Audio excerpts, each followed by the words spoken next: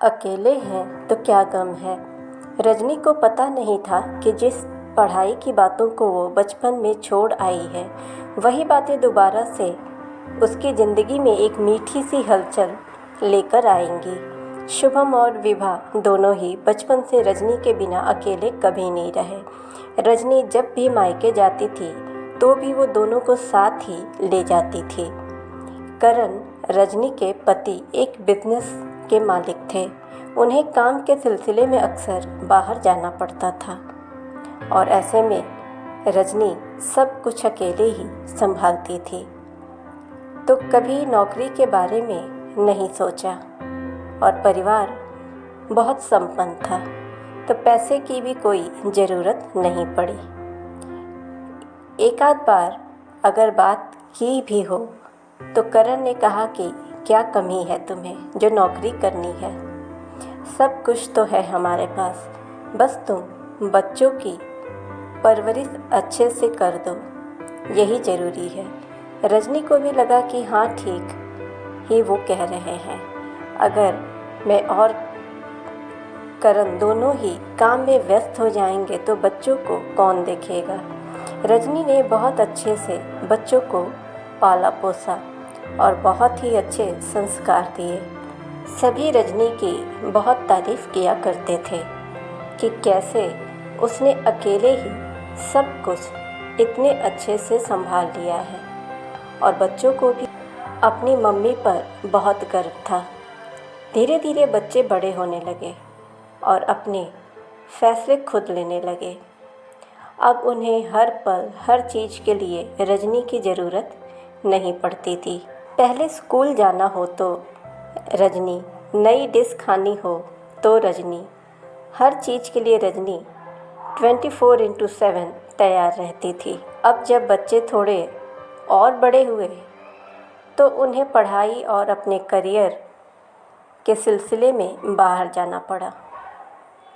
पहले विभा को fashion designing के लिए उन्होंने दूसरे शहर भेजा और अब शुभम भी पढ़ाई के लिए चला गया। करण तो पहले से ही बिजी रहते थे, तो रह गई अकेली रजनी। सब कुछ था घर में, लेकिन रजनी को सुकून नहीं मिला। रजनी अब बीमार रहने लगी और उसकी सहेली ने उसे समझाया कि ये तो एक दिन सबके साथ होना ही है, तो क्यों ना हम खुद के लिए भी कुछ कर लें। रजनी को कुछ समझ नहीं आ रहा था। फिर उसकी सहेली ने समझाया कि अकेले हैं तो क्या गम है, अपने लिए सोचो, अपने बारे में सोचो और खुद को व्यस्त रखो, तभी ठीक रह सकती हो, वरना अपनी तबीयत और बिगाड़ लोगी तुम। रजनी, तुम पढ़ाना जानती ही हो, तो बच्चों को पढ़ाना शुरू करो। इससे तुम्हारा मन भी लगा रहेगा और तुम व्यस्त भी रहोगी। रजनी ने जवाब दिया कि अब पढ़ाई बहुत बदल चुकी है, कौन मुझसे पढ़ेगा।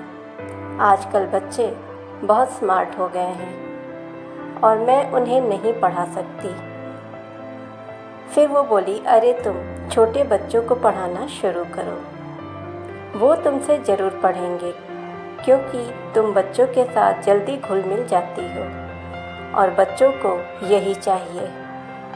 रजनी ने करण से बात की और वो भी रजनी के इस फैसले से सहमत हो गए। रजनी ने घर के बाहर बोर्ड लगा दिया और धीरे धीरे आसपास के बच्चे उससे पढ़ने आने लगे। करण रजनी को देखकर खुश हुआ कि वो अब व्यस्त रहती है, और शुभम और विभा ने भी रजनी के इस फैसले की तारीफ़ की। अब रजनी ने अपने अकेलेपन को दूर करने का मकसद ढूंढ लिया था। इंसान परिस्थिति का गुलाम होता है, कब कैसी परिस्थिति उसके सामने आए किसी को नहीं पता है, लेकिन उसका समाधान ज़रूर ढूंढना चाहिए। हर किसी को कभी न कभी अकेले रहना पड़ता है, तो उसे अपने अकेलेपन को दूर रखने का भी एक रास्ता ढूंढ लेना चाहिए। मोटिवेशनल वीडियोस के लिए आप हमारे चैनल को सब्सक्राइब करें, नोटिफिकेशन बेल दबाएं ताकि हमारी हर वीडियोस आप तक पहुंचती रहे। वीडियो को ज़्यादा से ज़्यादा लाइक और शेयर करें।